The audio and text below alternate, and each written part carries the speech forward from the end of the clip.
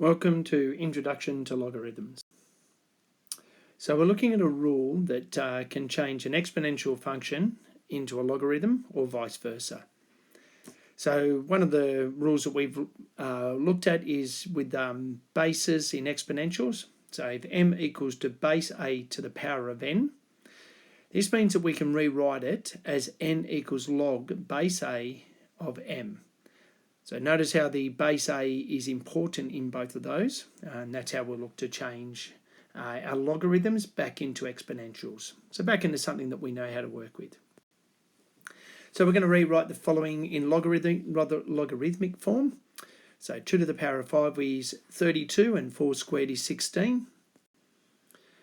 So it's base 2 to the power of 5 equals 32. So therefore log base 2 of the 32 is equal to the power of the 5.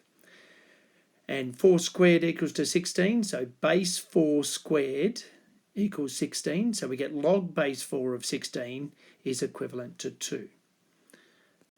So now let's have a look at, well, how do we actually solve a logarithm?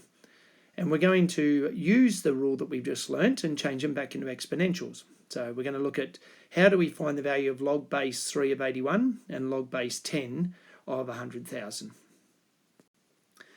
So for the first one, let's let m equal to log base 3 of 81.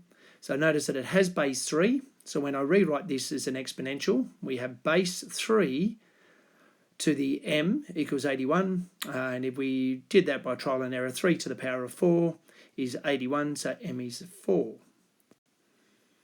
Log base 10 of 100,000, so we let m equal to that. Notice once again it was log base 10, so 10 is our base, so 10 to the power of m equals to 100,000, and if you did that on your calculator, 10 to the power of 5 gets you 100,000. A shout out to Sky, Zoe, Ellie and Meg. Thank you.